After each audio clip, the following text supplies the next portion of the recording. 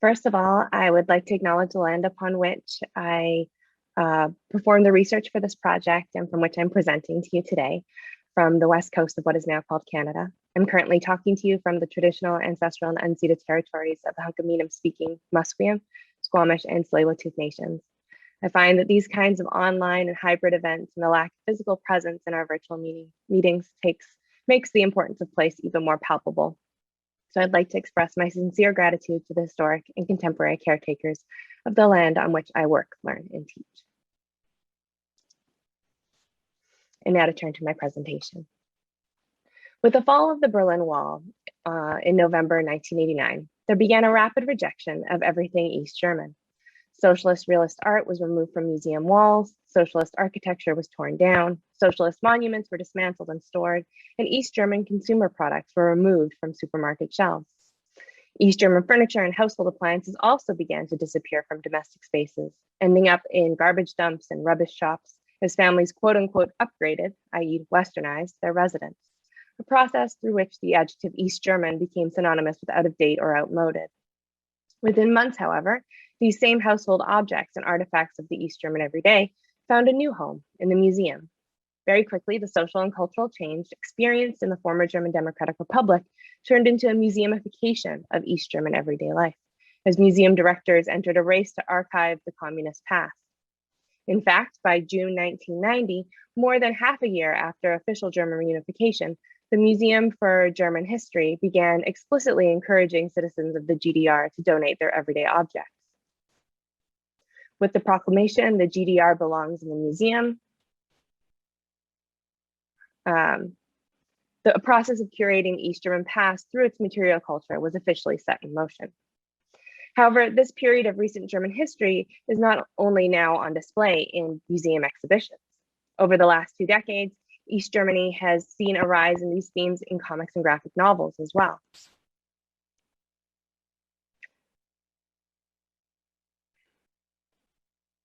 In particular, in the year 2009, which marked the 20th anniversary of the fall of the Berlin Wall, there was a publication of 3 graphic novels narrating the histories of the GDR.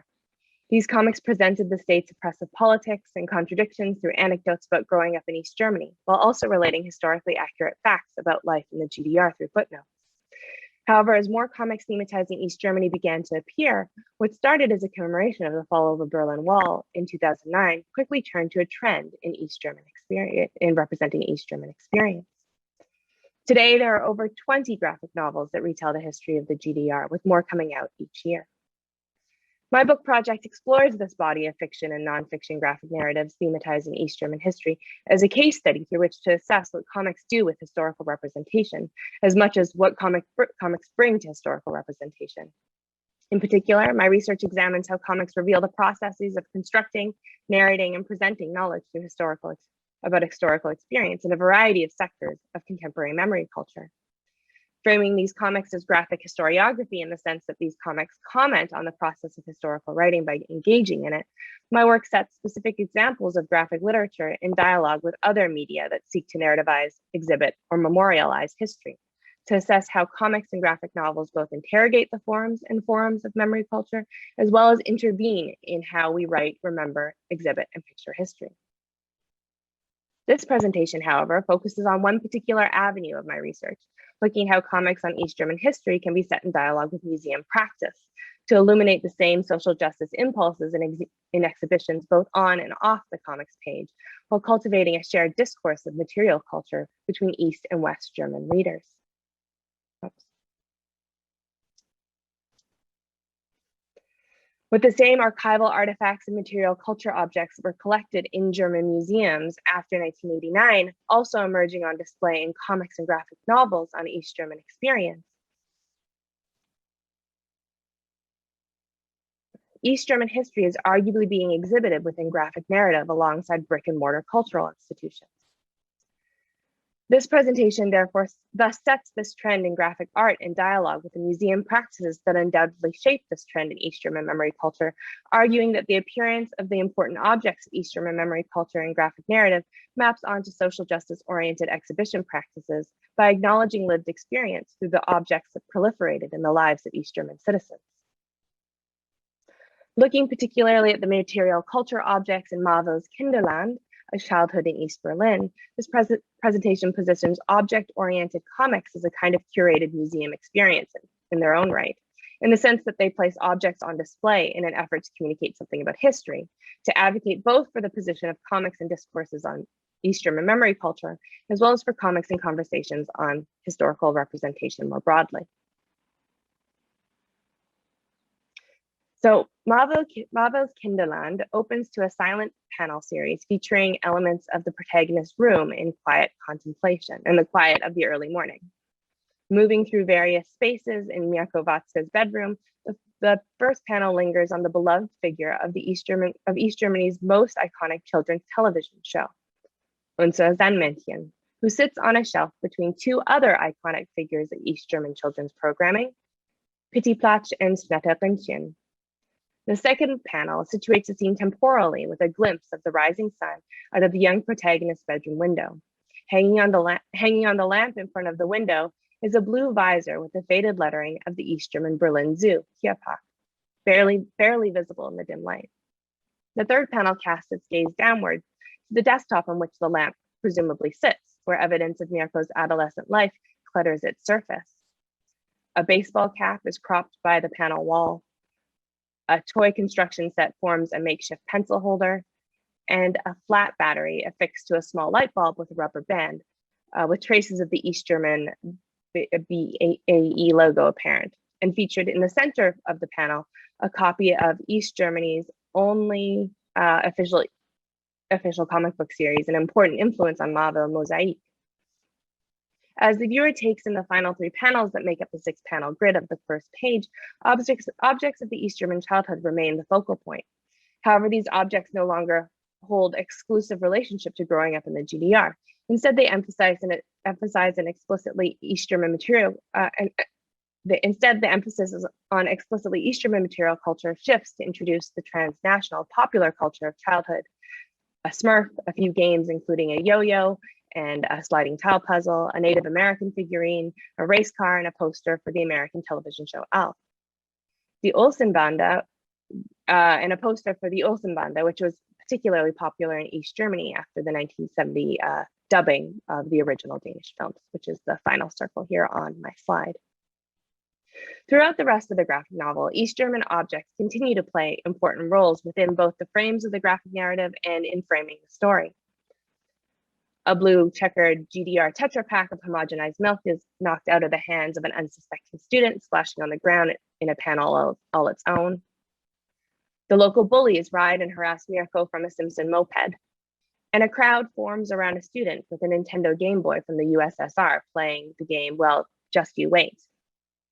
Here, the brand names, logos, and storefront signs such as Kaufhalle receive privileged status, positioned front and center in panel frames to draw attention to their iconicity, while the East German prefabricated housing sites are foregrounded in mute panels series and splash pages of East Berlin cityscapes.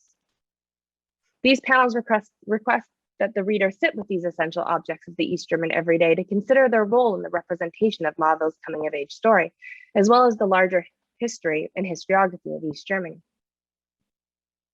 With this and other panel series devoted to the quiet contemplation of East German objects and architecture, Kinderland is arguably a veritable object history of East Germany. Moreover, with the emphasis explicitly on East German consumer products, this comic's engagement with the Ostalgie phenomenon, capitalist-oriented nostalgia for the East German everyday that emerged alongside disappointment with German unification, which is something that I'm going to turn to at the conclusion of this presentation.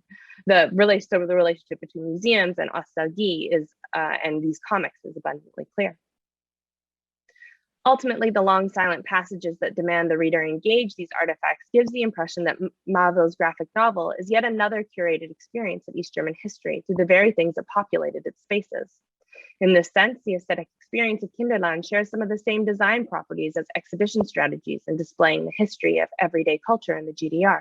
And with many of these same objects participating in the narrative in Kinderland, equally prominent in exhibition displays of East German material culture, Readers familiar with even one exhibit on East German history and culture would immediately recognize the artifacts of the East German everyday, shared between museum spaces and comics pages.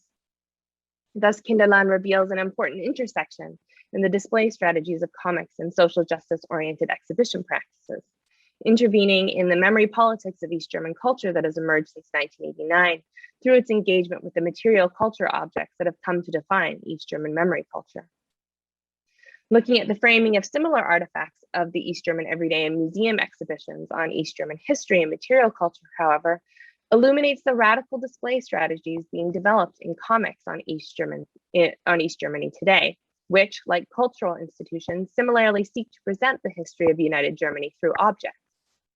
However, unlike some of these museums and archives whose focus on history is often at the expense of lived experience, comics on the East German past draw connections between people and objects that foreground the relationships between East German citizens and their consumer culture, as well as the stories that emerge around these artifacts of the East German everyday.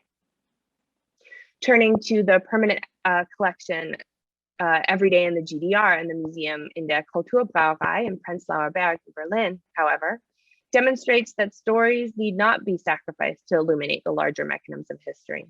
In fact, the stories of history foster the connections these institutions aim to cultivate in the first place. Through the integration of individual stories into its exhibition of East German history, the Museum in der Kulturbrauerei presents a compromise between the various exhibition strategies of East German culture, which move between two extremes. So here's the Museum in der Kulturbrauerei, which move between two extremes, the white walls and glass cases of the Dokumentationszentrum Alltagskultur der DDR in Eisenhüttenstadt and the utter chaos of the Olle DDR exhibition in Apolda. Instead, the Everyday in the GDR exhibition presents political information and everyday objects side by side in their permanent exhibition, but not at the expense of these objects' stories. While the museum does incorporate some of the conventional display strategies present in most museums on the East German everyday culture, with many artifacts placed behind glass as well as featuring moments of interactive possibility, the identification of the people who use some of these items on display reveal new impulses in the display of East German objects. So you can see that the names and the biographies and the career and family life of the individuals that donated these objects are highlighted in the exhibition itself. Considering most objects in these museums are donated by individuals and families, this particular exhibition strategy might not seem like a radical gesture. But in light of the history of museum practice, the stories behind specific objects within their collections have rarely accompanied them into the exhibition room. While many museums have moved towards the collection of stories alongside the collection of objects of East German experience, these stories remain in museum archives for future generations of researchers as objects of history in their own right. They are not, importantly, exhibited alongside the artifacts of the East German everyday or fundamentally engaged with in many of the museums of East German material culture that have emerged across united Germany. The Museum in der Kulturbrauerei's explicit exhibition of these stories of these specific objects within their display cases therefore makes this museum's exhibition strategies particularly unique. Returning to Kinderland within this context and through the lens of the Museum in der Kulturbrauerei's exhibition strategies reveals Marvel's approach to East Germany's consumer culture that aligns itself with trends in these social justice-oriented exhibition practices. Like the Museum in der Kulturbrauerei, comics on the East German past that incorporate the essential material culture of that historic period frame the objects that populate their narratives within stories. In Kinderland specifically, Marvel's presentation of the East German everyday emerges through stories on East German experience, which are loosely based on his own adolescence in the GDR. He positions the consumer products of that time in direct relationship with the lives of Marvel and his characters.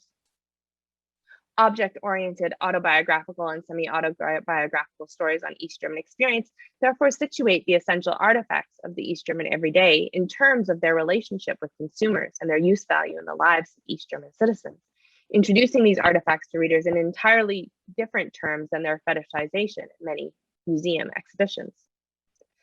No longer the strangely lifeless objects of museum installations, alienated from the people that endowed them with meaning and the context in which they were useful. These household objects and household items and material culture objects are instead set in dialogue with the people they served, the places they occupied, and the stories that circulated around them.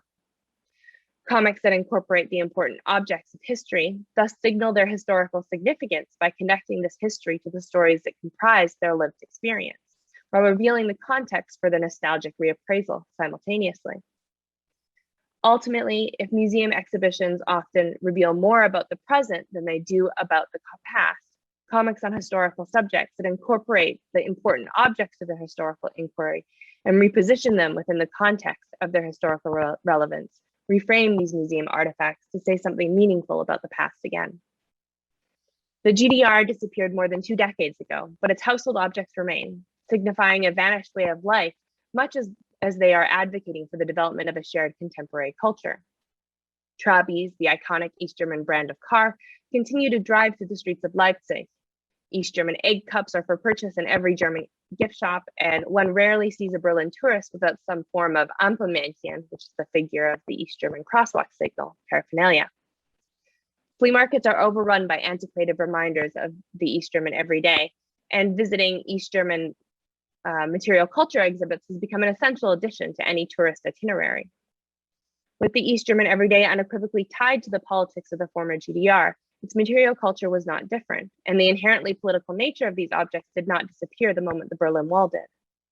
These objects from former East Germany therefore leave complex trails behind, not only uncovered. You can still hear me. My earbuds just died.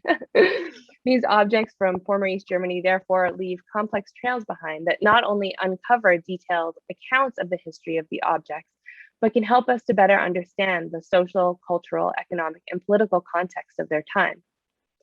As icons of socialist consumerism, symbols of social solidarity, and markers for the compromises made by the state in confrontation with demands of a powerful domestic sphere, these objects signal the reciprocity that existed between East German authorities, individuals, and citizens in general. Since 1989, the meaning of these representations of East German experience and its material culture have shifted, and they have since become sites of resistance against the multiple discourses of Western-style consumerism that so frequently forecloses or at least dismisses the radical social and historical experiences of the residents of the former, of the new federal states. These signs, symbols, products, slogans, and rituals from the East German everyday are the semantics of a common discourse, which served ordinary people in processing the loss of their former lives and their nation's swift disassembling.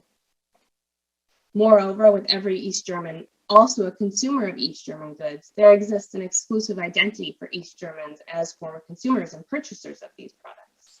In this sense, nostalgie is not just about nostalgia. It's a form of personal therapy, to quote a theorist of nostalgie, after the shock of reunification, as well as an amateurish attempt to regain one's interpretational powers over one's own biography. With the mental and emotional impact of the economic changes that took place in the GDR after 1989, it is unsurprising that East German material and visual culture has become a medium of choice for preserving the memory of East German experience.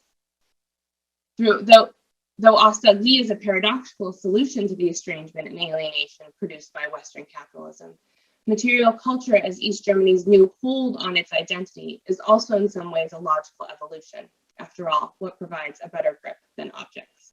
Thank you very much.